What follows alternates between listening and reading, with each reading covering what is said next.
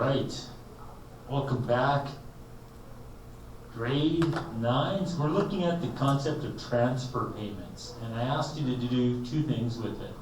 Firstly, I asked you to tell me what they are, and then secondly, why might Albertans have an issue with them? So here we have some insight into it.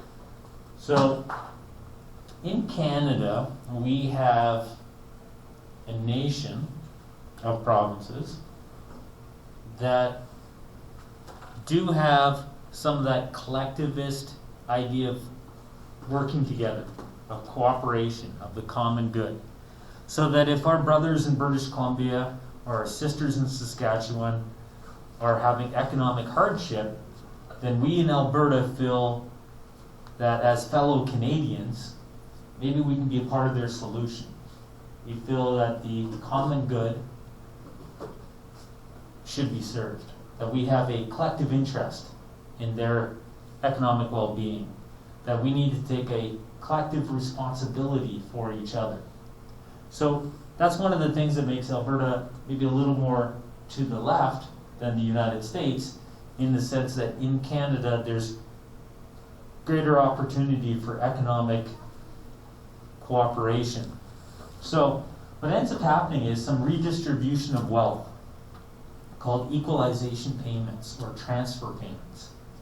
So money is paid to the federal government, and then the federal government reallocates that money. They hand it out to provinces based upon need.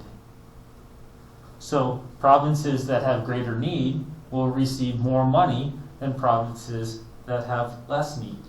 So if a province is facing high unemployment, if a province is facing some economic downturn, some recessionary pressures, there's not as many housing starts, not as many new businesses being created, those are indicators of an economic recession. If the economy is shrinking, or if the economy is stagnant, it needs an infusion of capital, an infusion of cash, then they may reallocate money in these equalization payments. So what is an equalization payment or a transfer payment? The money is being taken from wealthier provinces and being transferred to less wealthy provinces. It's kind of like a Robin Hood, right? Robin Hood takes from the rich, gives to the poor.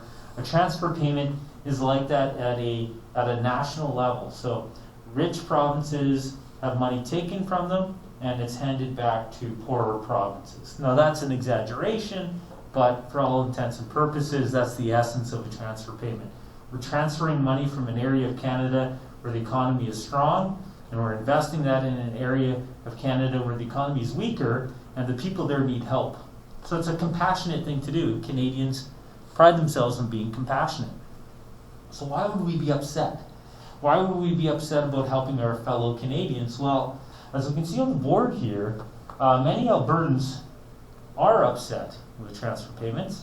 And some are so upset, and we talked about this past when we talked about marginalization, alienation, and separatism. Some of the reasons for separation and some of the reasons for feelings of separatism would be because some Albertans feel like they are losing out on federalism, that Canada doesn't work for them. And the evidence that they would point to would be this, that Alberta has paid $611 billion in transfer payments from 1961 to 2017, thanks to this study by a couple of individuals at the UC. So we're paying hundreds of billions of dollars, and then Albertans lose some control over where that money goes. And to the dismay of many Albertans, it's going to places like Quebec, where the Quebecois may want to leave Canada. So Quebec is wanting to leave Canada, many Quebecois separatists, and money is being funneled from Alberta into Quebec to support their economy. Many Albertans are further frustrated with this because, as you may recall, we talked about the pipelines in Alberta and how Alberta would like to build some pipelines, but other provinces often will stand in our way. British Columbia doesn't want the pipeline to go through there, or some of the eastern provinces, they don't want to see a pipeline going from Alberta east.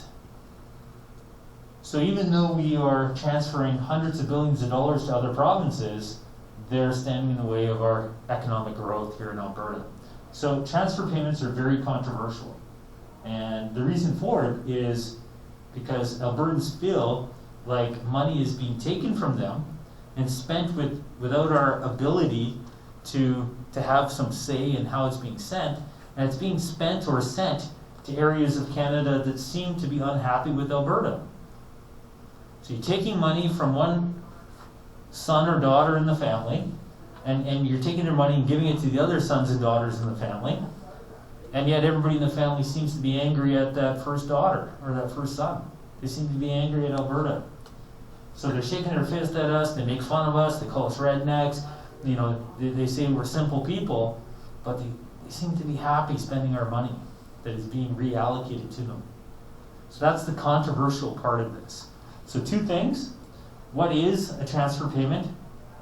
Monies are taken from Albertans, they're taxed, and they're sent to the federal government. Then the federal government has a choice. Where do we allocate this money? It doesn't all come back to Alberta. See, that's the problem. Alberta's money that is being taxed doesn't all come back to Alberta. Some of it goes to other provinces, and it has been suggested that since Confederation, we've lost hundreds of billions of dollars. Hundreds of billions.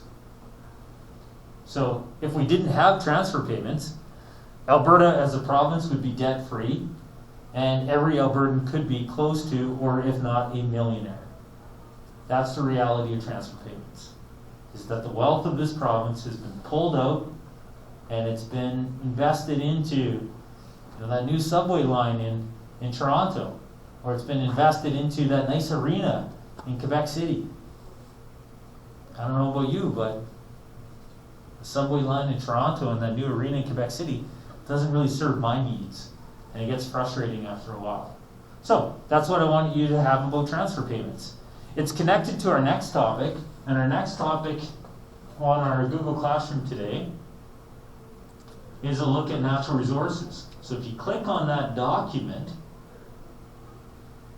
one of the reasons why Alberta is in a position of wealth is because natural resources are, based on the Constitution, they're controlled provincially.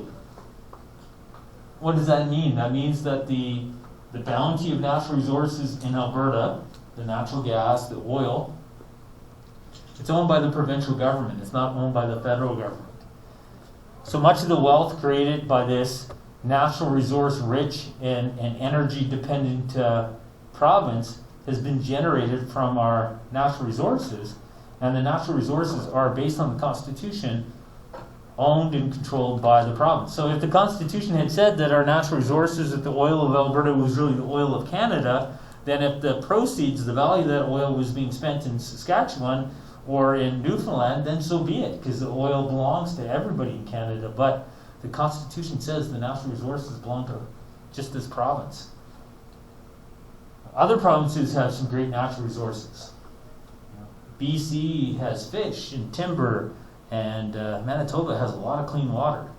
So in 40 years, when the world really needs clean water, will Manitoba be sending us clean water, or will they be sending us some of the wealth that they've created by selling clean water globally?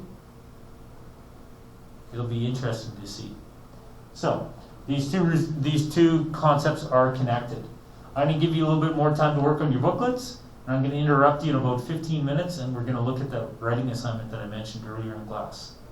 So once you're done looking at those documents, just go back to your booklets for about 15-20 minutes, and then I'm going to finish the class up today with an introduction into some writing assignments.